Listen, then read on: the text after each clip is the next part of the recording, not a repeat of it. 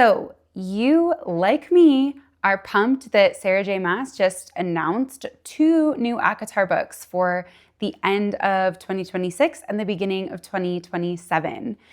But if you're also like me and you're not really a rereader of large series, then you're not kind of in the mood to do the reread that I know a lot of SJM fans are doing right now, of kind of rereading at least the ACOTAR series, but maybe even all of her universes between now and October to kind of keep that hype going. So if you're in that boat, like me, you don't really want to do a reread, but you want to read something that keeps you excited about this genre and what's to come, then here are my top recommendations for series to read while you wait for SJM to publish those next 2 ACOTAR books. So for each of these series that I'm going to talk about today, I'll discuss a little bit about what I think is similar and what I think is different from ACOTAR and SJM in general.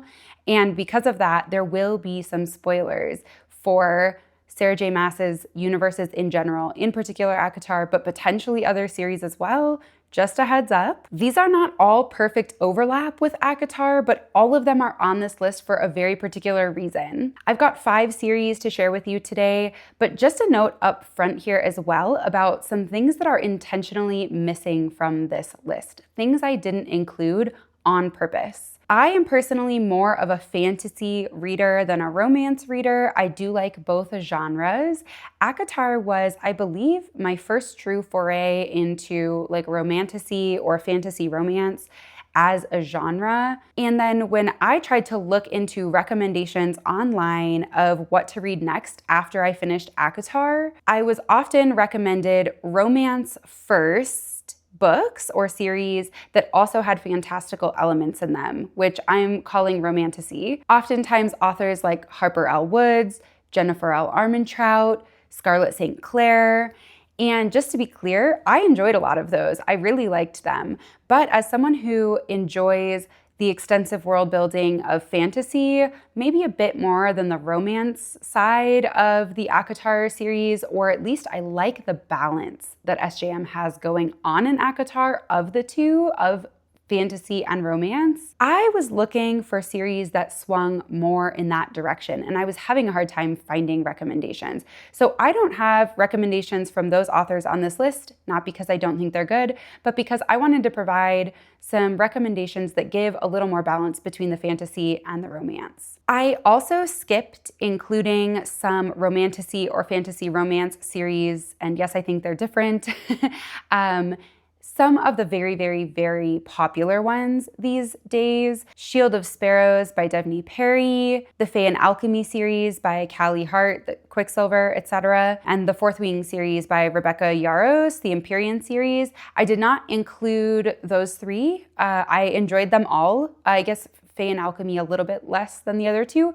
I think they're great. I think you would love them if you love ACOTAR, but I hear people talk about them really frequently. So I tried to keep this list more so to complete series that you can actually read start to finish between now and October, and ones that you maybe haven't heard of yet. So if you have already blasted through those authors and those other series I just listed, those ones that I think are recommended really commonly to people who love ACOTAR as a next step, or if they just are not your vibe and you need a few fresh suggestions, here is my list. I do have my notes on my computer down in front of me, so if you see me glancing down, that's what's going on there. I spent a lot of time thinking about these similarities and differences. I don't want to miss any of the details that might help you decide what's a good series for you. Okay, first up is the Bargainer series by Laura Thalassa.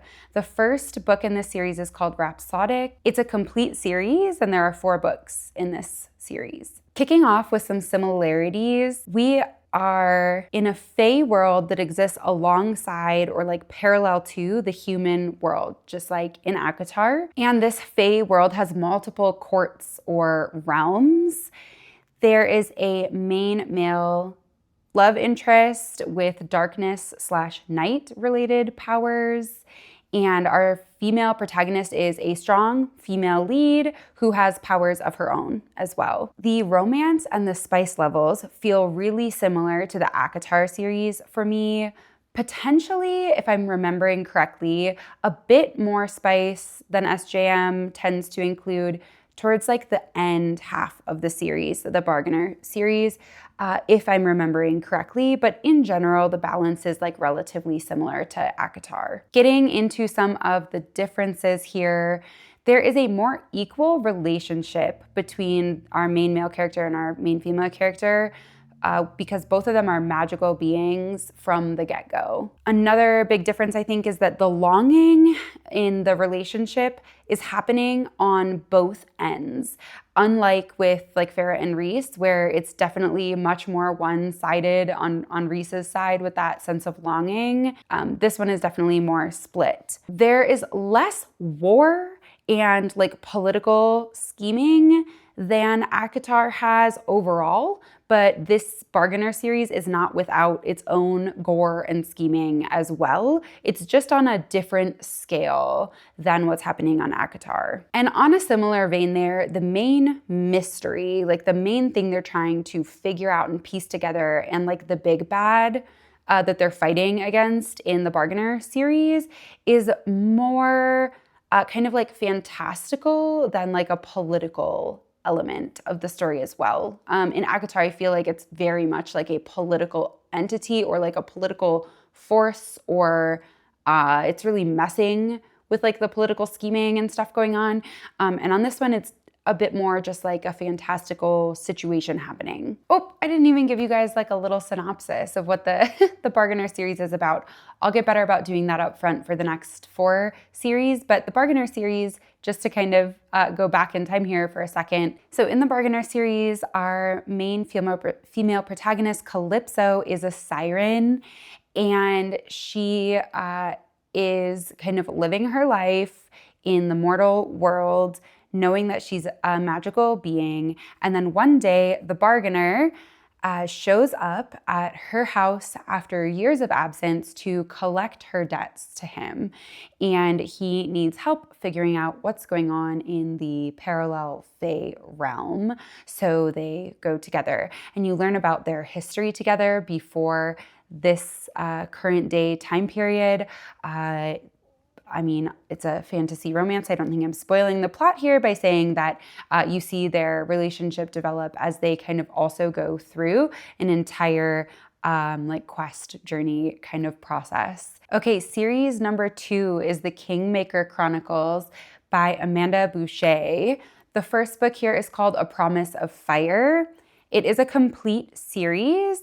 There are 3 books that make up the initial trilogy, and then as of now there are 2 additional books and a secondary arc as well in the same world, but kind of emphasizing different characters and a different like overarching narrative. This one has the same phenomenal world building that I think SJM is so great at. It's a very wide-reaching, expansive, comprehensive world, and it's really interesting to read about. The spice and the romance levels, I believe, are similar to ACOTAR, including the enemies to lovers vibes initially going on, followed by slow burn between the main characters and some build-up and tension there. We have a strong female protagonist who is kind of throughout the series learning the limits of her own power. We have war and political scheming between realms, and fate and destiny are really key themes, as I believe they also are in ACOTAR,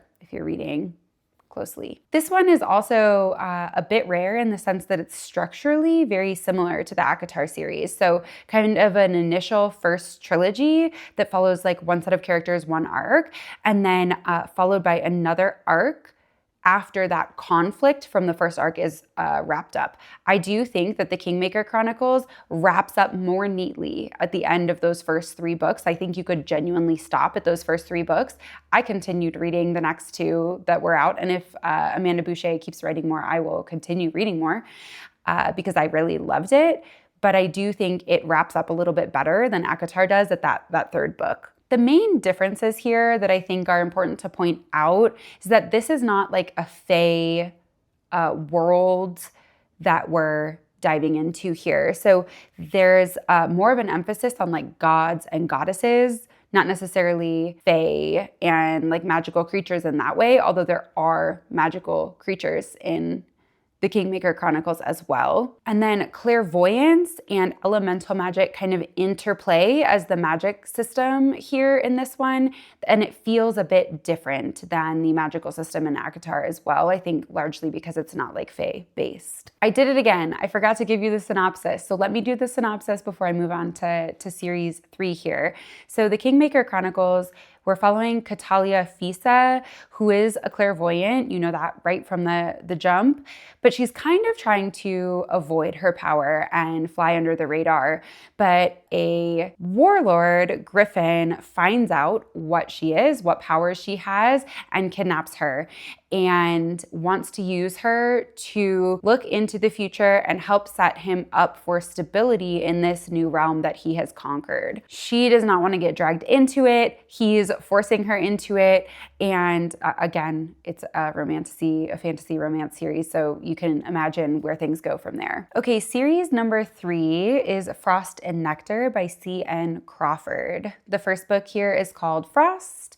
It's a complete series. It's only 2 books. It's just a nice little duology, and it is complete, so you can read the whole thing. Main similarity, I would say here, is a lot of political machinations between Fae courts. The romantic tension between the 2 main characters also feels somewhat similar to the Rhys and Farah or the Cassian and Nesta dynamics of kind of that like push and pull that I think SJM is really famous for writing well. And we also have a main female character who has kind of like unknown or as of yet untapped powers as well. Big differences here. This is obviously just a much shorter series. It's only a duology. The books themselves are shorter as well. So this is a really good starting place, I think, with just a bit less time. If you want something a little shorter and simpler, that's a complete series. I think this is a good one to go to next. Because of that shorter nature, it has much faster pacing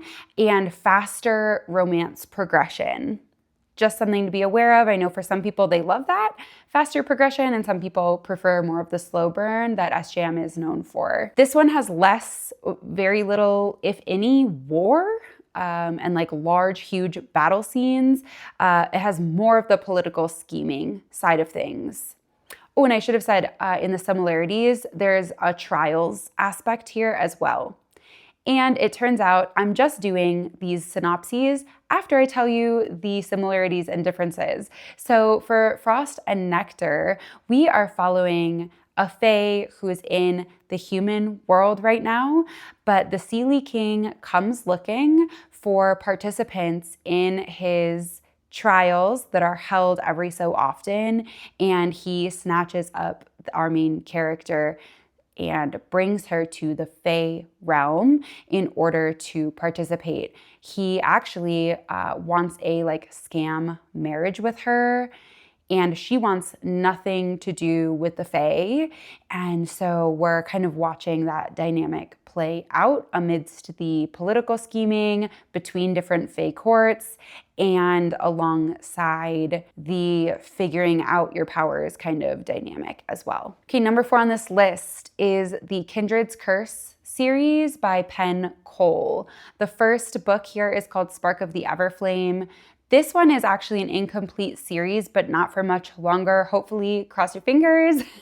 Right now, there are 3 books out, and the 4th book is supposed to come out this summer, like July 2026-ish. And so I included this one on this list, even though it's super popular, and it could have easily gone on that list I talked about earlier of ones I intentionally excluded because they are super popular, incomplete series. But with the last book coming out this July or around there, I think it's really exciting to kind of get hyped up about being able to finish a really exciting series right now in this genre and kind of wrap something up while you're waiting for ACOTAR to come out. So you still get that excitement of a new release with this one and a finished series before we move on to the new ACOTAR books. So I included it here because I think it's different enough than those other incomplete ones I mentioned earlier because it's wrapping up soon here. So in this one, we've got reluctant partners to lovers. I wouldn't necessarily say enemies or rivals. Well, yes, enemies in some senses, but honestly, pretty early on, it becomes more of a like reluctant partners working toward a common goal to lovers. This one has a really amazing main male character who I really love. And I think if you enjoyed Reese from ACOTAR in particular, I think you would really, really like the main male character in this series. He's very protective. He has very much like darkness/night related powers, but he still trusts his main female character to be doing what she needs to be doing. He seems like an actually decent person in terms of characterization. So I think you would really like him if you really like Reese. We also have a main female character who's in the midst of figuring out what her power actually is, where her untapped potential ends, kind of what her limits are throughout this series, which is fun to follow along with, similar to Farah. This one has human and non-human realms coexisting in a single world, and the world building is really, really intricate and detailed and interesting and unique, and it has sort of like specialized realms similar to ACOTAR, although the details of what those realms entail is really different. There's definitely a lot of political intrigue between those courts or realms, and then fate and destiny are kind of a main theme here as well. I would say the primary difference here to note is that it's like gods, goddesses, demigods, rather than, again, fae. There are still some magical beings conceptually here in this world that are interesting and exciting to learn about, but it's not like fae as a theme or as a type of creature, so to speak. It's like the gods, goddesses, demigods instead. And then I think a key thing here that could be potentially a deal breaker for some people, our main female protagonist is, I don't want to call her passive because she's doing a lot. She's just kind of making silly decisions. She's not using all the information at her disposal. And there's less character growth from her than I enjoy in SJM's writing of female characters. Just something to note, for me, has not been a deal breaker because I love so much of the rest of the series, but just something that I think is a pretty massive difference. So now, synopsis. Here for the Kindred's Curse saga. We are following DM, who's a healer. She's a human healer in a realm where humans and the children of the gods, the demigods, sort of, are separated structurally and societally. Of course, as anticipated, there's also a huge class divide with the humans having far fewer resources and serving ultimately the demigods, but their societies are entirely split. So we follow DM, and then something happens in the castle. She is following in her mother's footsteps as a healer, and she is tapped to be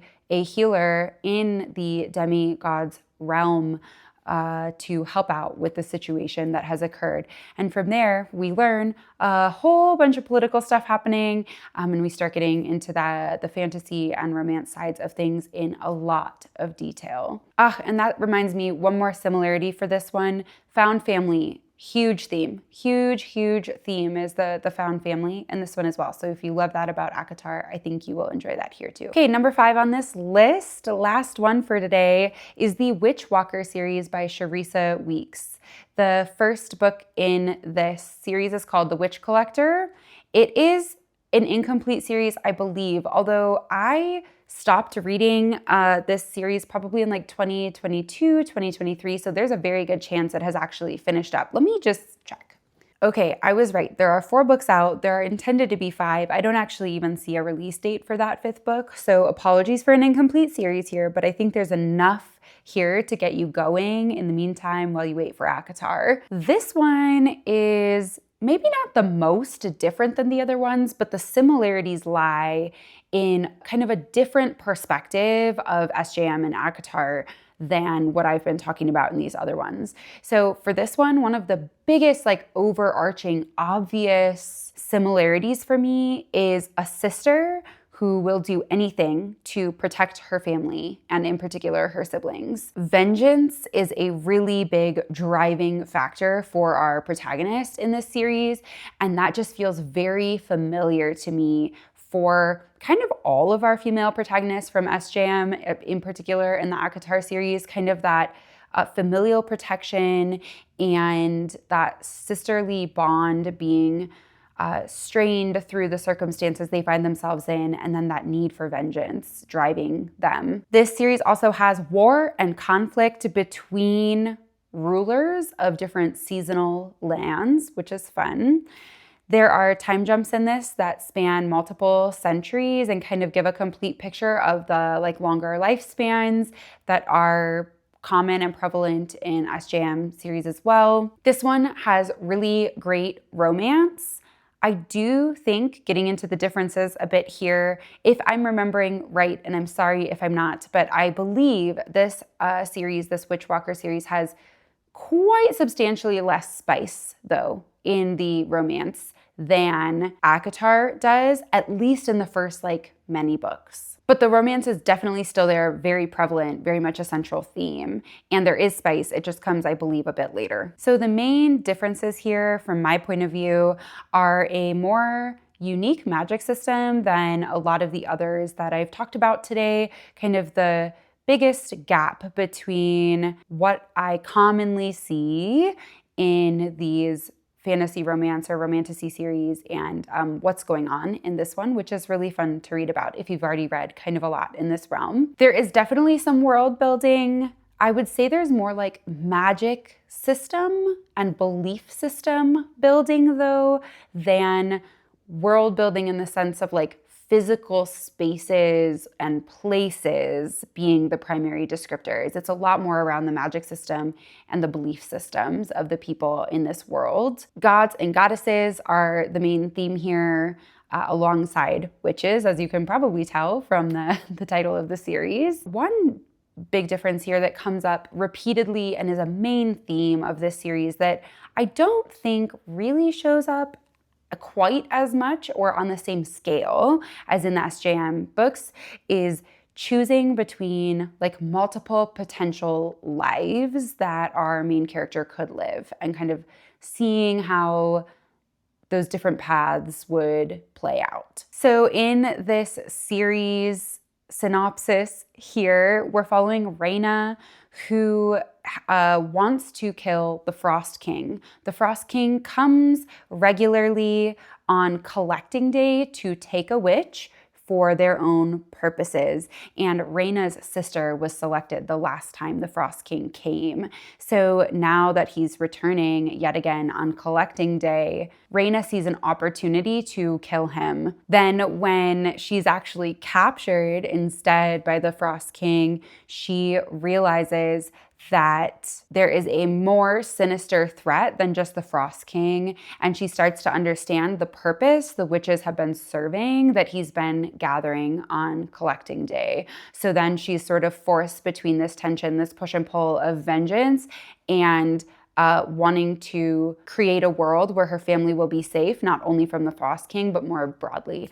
So it's a really interesting story. I totally love this one. And it is an incredibly complex series. So I do think that if you love the complexity of Sarah J. Maas and her books and her worlds, I think this one will be up your alley. Alrighty, so there are 5 series that I'd highly recommend reading between now and October.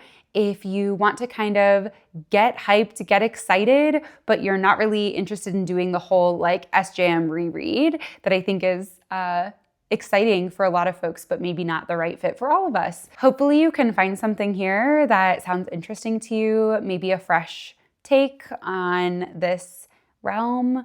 And if you have any recommendations, I would love to hear them down below, because I'm feeling at a bit of a loss right now on where to head next. And I totally want to get through another fun fantasy romance series while I wait for ACOTAR 6 and 7 to come out. Thank you so much for being here today, and I will see you next time.